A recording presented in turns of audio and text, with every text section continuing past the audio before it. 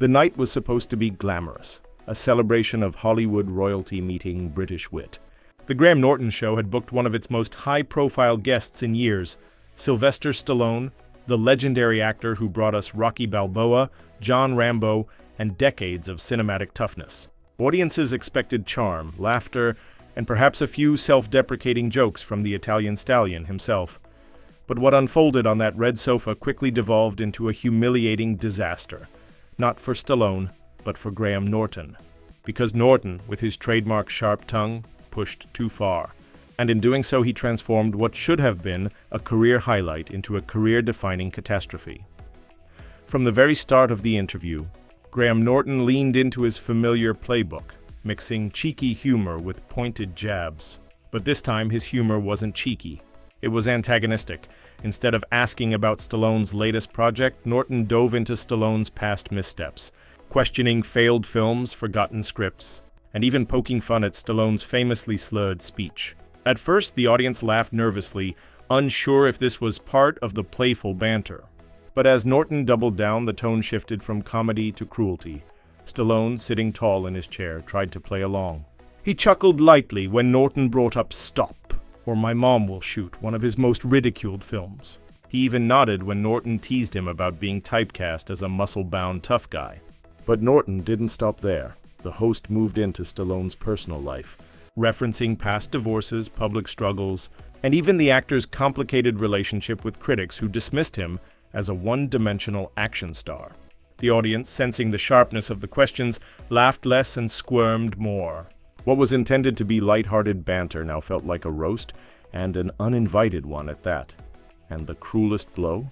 Norton allegedly made a remark about Stallone's facial paralysis, caused by complications during birth, which has always affected his speech and expression. For Stallone, this wasn't just a professional jab.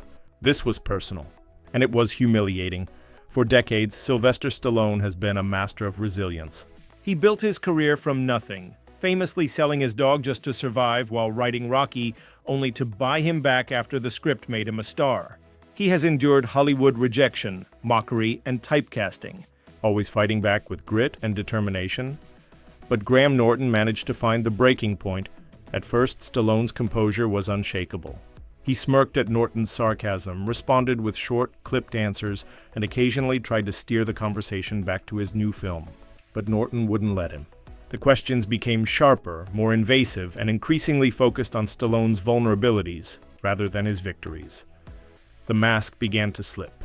Stallone's jaw tightened, his smile faded, and his body language shifted. His arms crossed, his posture stiffened, and his replies grew shorter. What had started as controlled tolerance was quickly spiraling into visible irritation. The audience could see it, the glances toward the floor, the clenched fists resting on his lap, the narrowed eyes fixed on Norton. Stallone, the man who had stared down Apollo Creed, Clubber Lang, and Ivan Drago on screen, was now facing an opponent he couldn't punch. Humiliation broadcast to millions. When Norton delivered one more biting remark, this time about Stallone's family, something inside him snapped. He leaned forward, glared at Norton, and muttered just loud enough for the microphones to catch, "You're crossing the line." The shift in the room was immediate. The audience, primed to laugh and applaud, suddenly froze. What had been a comedy chat show now felt like a public execution, and no one wanted to be complicit. Gasps rippled across the studio when Stallone's tone turned serious. Laughter gave way to silence. Viewers at home later described the moment as painful and uncomfortable to watch. The energy in the room shifted from anticipation to dread, as if everyone knew they were witnessing a train wreck in slow motion. Some audience members tried to laugh nervously, hoping Stallone would brush it off, but their chuckles quickly died when they realized he wasn't joking anymore. The man who once played Rocky Balboa looked like he was preparing for a different kind of fight, not in the ring, but against the smug host sitting across from him. Camera operators, sensing the tension, hesitated to cut to audience reaction shots. Producers backstage were reportedly scrambling, whispering frantically about whether to cut the segment short. Even Norton, usually so quick with a witty comeback, faltered. For the first time, he looked unsettled, perhaps realizing he had gone too far. And then, the unthinkable happened. Stallone stood up. He unclipped his microphone, looked directly at Norton, and said with icy clarity, "You crossed the line." The audience gasped. A few even clapped, not in amusement, but in support. Stallone walked off stage, leaving Norton speechless, humiliated in front of millions. The moment Sylvester Stallone's demeanor shifted, the studio atmosphere transformed completely. What had started as the usual bright, vibrant, laughter-filled Graham Norton show taping suddenly felt different. Darker, heavier, uncomfortable. Audience members who had come expecting playful banter, celebrity anecdotes, and a few cheeky jokes now found themselves witnesses to something altogether shocking. A breakdown in the very chemistry that makes talk shows work. One audience member later described it as watching a party go wrong in real time. At first, there had been polite chuckles when Norton took his jabs at Stallone. Some laughed even louder, hoping their energy might ease the tension they sensed between host and guest. But by the time Norton made his pointed remark about Stallone's family, the nervous laughter had evaporated. Instead, the room was filled with an eerie silence punctuated by audible gasps. It was the kind of silence that spoke louder than words. People weren't laughing because they didn't feel safe to laugh. Norton's quips no longer came across as witty, they felt cruel. And Stallone's face, growing more visibly tense by the second, told the audience that this was no longer fun and games. Some leaned forward, eyes wide, waiting to see what Stallone would do. Others averted their gaze entirely, almost embarrassed to witness what felt like a deeply personal attack. A few clapped half-heartedly, as if applause could reset the mood. But it didn't. Even the cameras seemed hesitant. Producers, watching from the control booth, allegedly debated whether to cut to commercial early or continue rolling. The cameramen held their frames steady on Stallone, capturing every flicker of irritation on his face. Those watching live in the studio sensed the stakes. Stallone's patience was wearing thin, and Norton's reputation was about to be tested in a way it never had before. When Stallone leaned forward and muttered, "You're crossing the line," the tension reached a breaking point. The audience reacted instinctively. A sharp intake of breath. Some even gasped aloud. The phrase sliced through the silence like a blade. This wasn't scripted. This wasn't entertainment. This was raw confrontation, happening live before their eyes. One witness later told reporters, "I didn't know whether to clap, boo, or just sit still. The energy was so tense you could feel it in your chest. And in that moment, the audience realized something crucial. This wasn't going to end with a witty comeback or a shared laugh. This was about to explode." The breaking point came fast and brutal. Stallone, who had remained seated through increasingly invasive questions, suddenly shifted in his chair. His body language changed from defensive to decisive. Without another word, he reached down, unclipped the small microphone attached to his jacket, and let it fall to the floor with an audible thud. The sound reverberated through the studio like a gavel striking the bench. The audience gasped again, this time louder. Some even clapped in shock, not because they thought it was funny, but because they knew they were witnessing a once-in-a-lifetime moment of unscripted television. Stallone stood up slowly, towering over Norton, who for once had no witty remark ready. His face was a mixture of disbelief and unease. Norton's trademark smirk faltered. He shifted nervously in his chair, perhaps realizing that what had been meant as a cheeky interview had turned into a professional disaster. Stallone didn't shout. He didn't rant. He didn't wave his arms or curse. Instead, he leaned just slightly toward Norton, his voice low but firm enough to carry through the studio microphones. "You crossed the line." It was quiet, but it was devastating. Gasps gave way to stunned silence. The tension was so thick it could be cut with a knife. Stallone then turned, walked calmly but firmly across the set, and disappeared backstage. The iconic actor, known for portraying fighters who never quit, had chosen not to fight with words but with dignity. His exit was his statement. The fallout was immediate. The audience erupted into a mix of applause and awkward chatter. Some cheered Stallone for standing up for himself. Others simply didn't know what to do. For them, this wasn't just entertainment anymore. It was history unfolding live. Meanwhile, Norton sat frozen in his chair. His usual charm was gone. He looked like a man who had just realized the scale of his mistake. For perhaps the first time in his career, Graham Norton was the butt of the joke, and it wasn't funny. Backstage, reports suggest chaos erupted. Producers scrambled to convince Stallone to return. Crew members rushed to stall the taping while frantic discussions erupted about damage control. But the cameras had already captured everything. The damage was done. Clips of the walkout flooded social media within minutes. On Twitter, hashtags like Ormond Stallone walkout and Graham Norton crossed the line began trending globally. Fans from around the world hailed Stallone as a hero, praising him for refusing to tolerate humiliation. Norton, however, was dragged relentlessly online, criticized for arrogance, disrespect, and cruelty. Media analysts later said it was a turning point in Norton's career. His comedic style, once celebrated as sharp and cheeky, was now being re-examined as mean-spirited and outdated. One critic summed it up perfectly. In trying to humiliate Stallone, Graham Norton only succeeded in humiliating himself. The moment Stallone walked off set, the audience's gasps were still echoing when social media went into overdrive. Within minutes, clips of the explosive exit were uploaded, edited, captioned, and shared across Twitter, TikTok, and YouTube. The hashtags Stallone walkout, Norton crossed the line, and Waskak respect Rocky trended worldwide.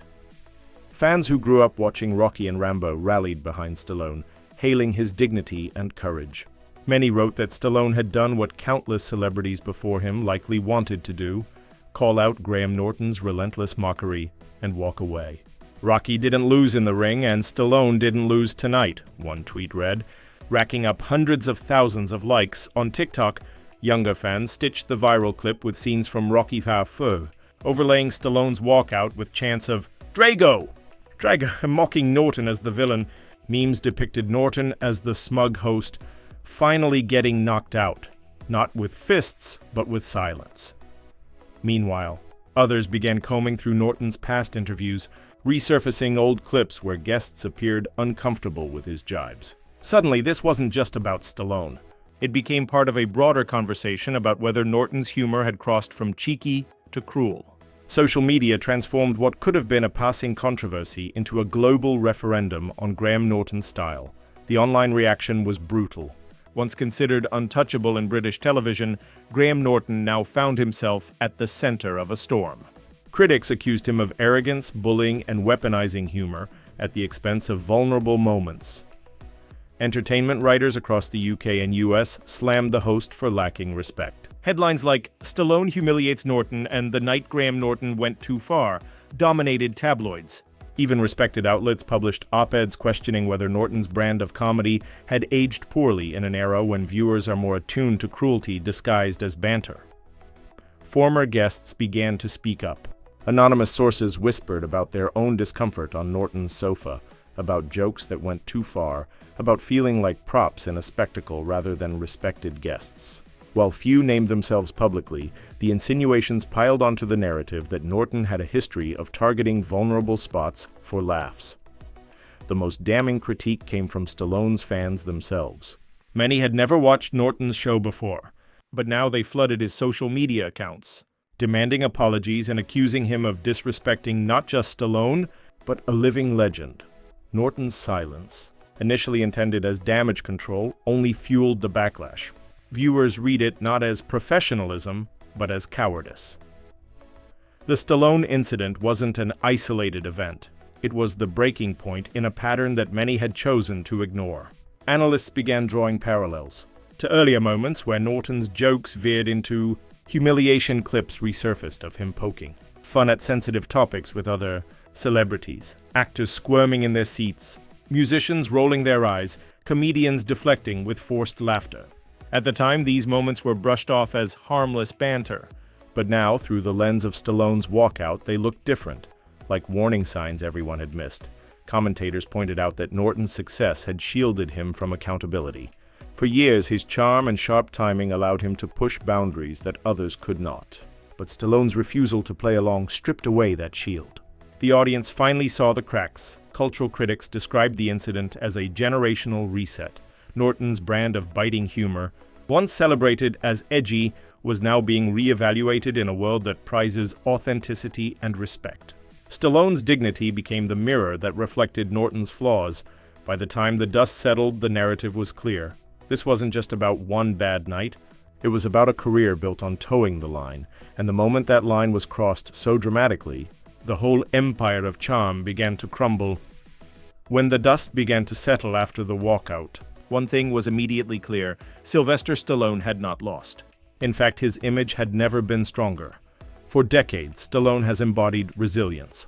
He was the underdog who wrote Rocky in a cramped apartment, the actor who refused to sell his script unless he could star in it, and the man who turned a single movie into a multi-generational symbol of grit and determination.